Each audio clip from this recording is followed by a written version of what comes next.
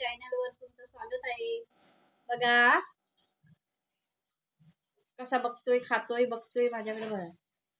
तर मी काय सांगते बघा, माणसं दृष्टी निघतात पण मुका प्राणी कधी दृष्ट निघत नाही.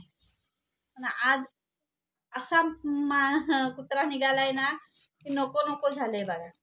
एकाच रात्री 4 जणांचे चप्पल खाल्लं.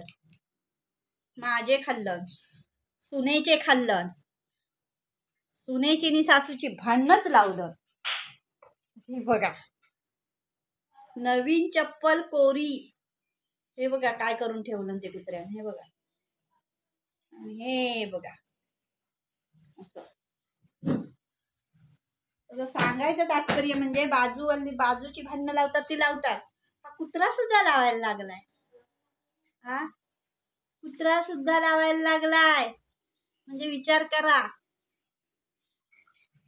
गेट उघडा मिळाला, आला बिचारा, काय करणार, त्याची काय चुकी. तुम्ही आता गेट उघडं ठेवलात, आला, काय खायला मिळालं नाही, चप्पल खाल्लं आणि गेला, त्याची काय चुकी. तर मी तुम्हाला आता सांगते, मी असं का म्हणाली, माणसं पण दृष्टी असतात. तर तुम्हाला सांगते, गेल्या वर्षीचं वड्याचं पीठ, होय गेल्या वर्षीचं म्हणजे यंदा गणपतीत वर्ष होईल त्या पिठाला. एक सावकार बाई, खूप पैसेवाली एकदम, ती बाई माझ्याकडे पीठ घेऊन आली. वड्याचं पीठ घेऊन आली आणि म्हणते कशी, हे वड्याचं पीठ घे आणि मला चपातीचं पीठ दे. काय ग बाय, तिच्याकडे अगदीच पैसा नाही काय सांगा तुम्ही मला. अगदीच पैसा नाही म्हणजे तू मर खाऊन वर्षभराचं पीठ, मी जिवंत राहून दे. अशी माणसाची नियत आहे बघा कशी ती.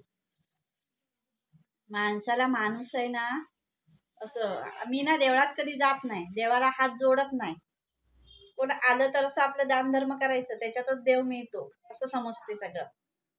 पण माणसानं काय वाटतं काय माहित नाही असं. तर ती पीठ घेऊन आली आणि सांगते मला हे चपातीचं पीठ दे मला, आणि हे वड्याचं खाऊन तू मर वर्षभराचं पीठ. अशी बाई. तर माझ्याकडे सगळी पीठ असतात, कारण आता पावसाळा चालू आहे. वड्याचं पीठ असतं 5 किलोचं, साठवणीचं तिखट आहे, सगळं असं केलेलं असतं.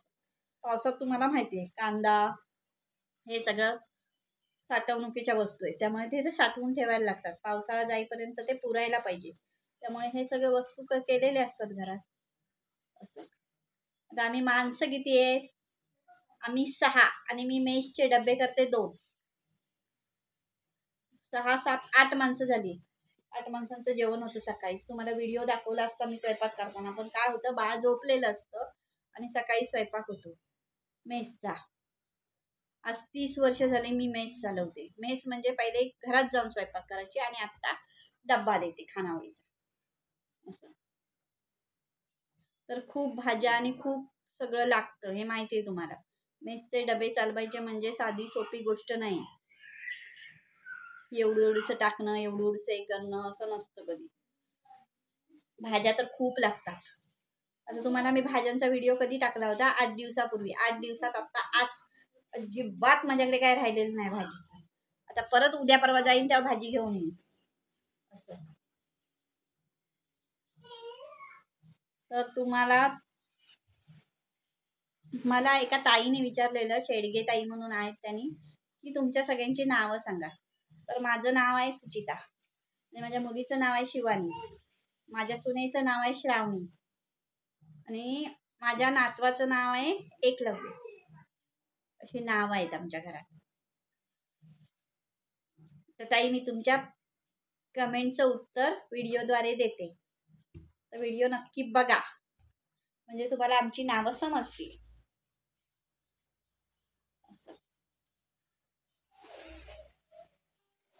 आजकाल काही घेतलं तरी कुणाला सांगायचं नाही की मी ही वस्तू घेतली म्हणून, कारण त्याचा एवढा हे होतो, एवढा हे. तर मी अशीच एक पोस्ट टाकली होती, मी हे एक वस्तू घेतली म्हणून, आणि त्याच्यावर एवढं नातेवाईकांचा, तर एका माणसाचा आहे ना 5 वेळा फोन, 5 वेळा. कशी घेतलं, काय घेतलं, कसं केलं, काय घेतलं, हे एवढंच. म्हणजे आजकाल जगायचं पण नाही आणि मरायचं पण नाही, अशी माणसं हे करतात बघा. फुले हुलनी पंढरपूर. पण माणसांना ना घेतलेलं खरोखर कधी बघवत नाही, खरोखर बघवत नाही. नातेवाईकांपेक्षा परकी चांगली असतात बघा, असं असतं. तर अशा प्रकारे आमची चप्पल खाल्लेली आहे 4 जणांची एकाच रात्री बघा. व्हिडिओ आवडला तर लाईक शेअर सबस्क्राईब नक्की करा.